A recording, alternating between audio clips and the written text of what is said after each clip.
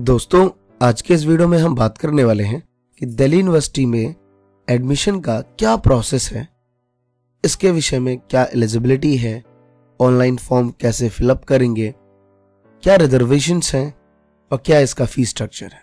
तो दोस्तों बने रहिए आप हमारे साथ। और दोस्तों अभी तक आपने हमारा ये चैनल सब्सक्राइब नहीं किया है तो प्लीज सब्सक्राइब करिए, क्योंकि यहाँ पे आपको regular smart study skills, motivational videos और एजुकेशन न्यूज से रिलेटेड वीडियोस मिलते हैं।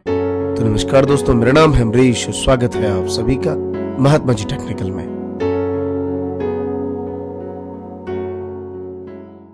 दोस्तों ये बिल्कुल पहली बार है दिल्ली यूनिवर्सिटी में कि इन्होंने ऑनलाइन डिटेल्स या फिर ऑनलाइन रजिस्ट्रेशंस एडमिशन से पहले करवाई हैं, जिसमें आपको कुछ बेसिक डिटेल्स डालनी पड़ती हैं।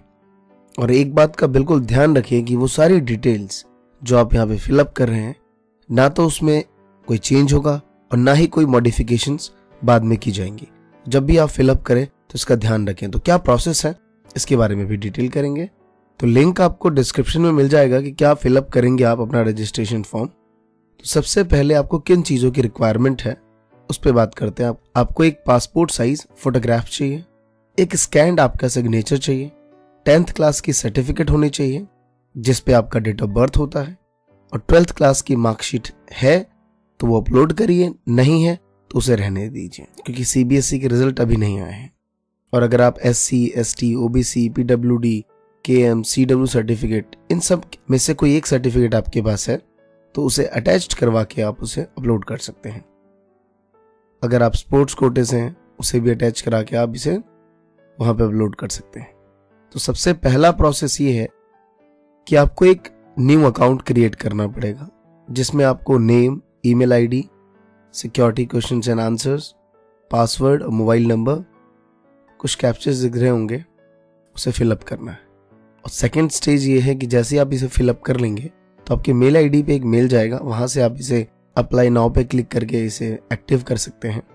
और इसमें एक और बात, जो DU under graduate entrance level courses हैं, लाइक जैसे अभी BMS है, BA ऑनर्स हो गया, बिजनेस इकोनॉमिक्स है, BBA है, इन सब में आपको एंट्रेंस के थ्रू एडमिशन मिलेगा। अब बात करते हैं दोस्तों इसका फीस स्ट्रक्चर क्या है। तो यहाँ पे भी दो मोड है, एक तो एंट्रेंस मोड है और एक आपका मेरिट बेस्ड पे है, जो कि 22 से चल रहा है। तो अगर आपका एंट्रेंस बेस्ड पे है तो SC, ST, PWD के लिए 1000 रुपीज ईच कोर्स, और अगर आप इसके अलावा हैं जैसे जनरल और OBC में है तो 1500 ईच कोर्स आपको देना होगा।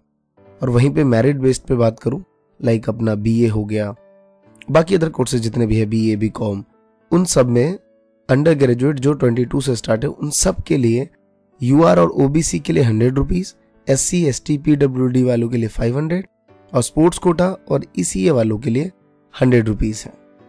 अब बात करते हैं दोस्तों रिजर्वेशंस के रिगार्डिंग। तो ये अंडर ग्रेजुएट और पोस्ट ग्रेजुएट दोनों के लिए है दिल्ली यूनिवर्सिटी में। तो जितने भी शेड्यूल कास्ट हैं, SC में आते हैं तो आपको 15% का रिजर्वेशन है, ST है तो उनके लिए 7.5, OBC के लिए 27% है, PWD जो फिजिकली चैलेंजेस हैं उनके लिए 3% है, कुछ चिल्ड्रेन विडो और आर्म फोर्सेस से हैं तो उनके लिए 5% है, कश्मीरी माइग्रेट्स हैं तो उनको 5% है, स्पोर्ट्स कोर्सा से भी 5% है, फॉरेन स्टूडेंट है 5%, और गर्ल्स हैं तो उनको 3% का रिजर्वेशंस दिया गया है। और for the end of the day सारा एडमिशन जो प्रोसेस है वो आपको 12th क्लास की मार्कशीट के कट ऑफ के बेस पे ही मिलेगा। और ये सारा प्रोसेस इसलिए किया गया है जिससे पहले प्रॉब्लम क्या होती थी कि यार सीट्स ज्यादा निकल गए तो एडमिशन ही फुल हो रहे हैं, क्योंकि 99 से ही स्टार्ट हो रहा है, 100 से स्टार्ट हो रहा है। तो उनको एक आइडिया मिल जाएगा कि किस बेस पे हम एडमिशन दे सकते हैं, क्या क्या हमें कितनी कट ऑफ निकालनी है, क्या क्या कट ऑफ का रेंज रखना है।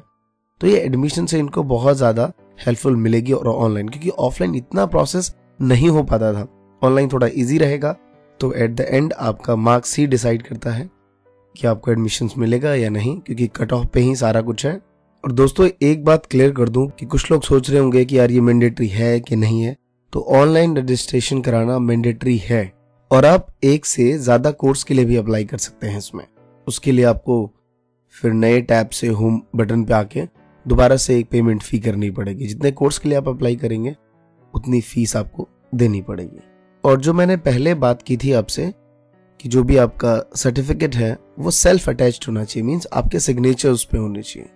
और इसके अलावा कोई भी डाउट्स हैं आपके तो मैं ट्विटर पे मिलूंगा आपको आज पूरे दिन भर। आप मुझे ट्वीट कर सकते हैं @महात्माजी_टेक, और डिस्क्रिप्शन में भी लिंक है और कमेंट सेक्शन में भी लिंक है। तो आप ट्वीट करिए जो भी क्वेश्चन है आपके, और मैं फील टू फ्री आपको रिप्लाई करूंगा। थैंक यू सो मच दोस्तों। जय हिंद, जय भारत।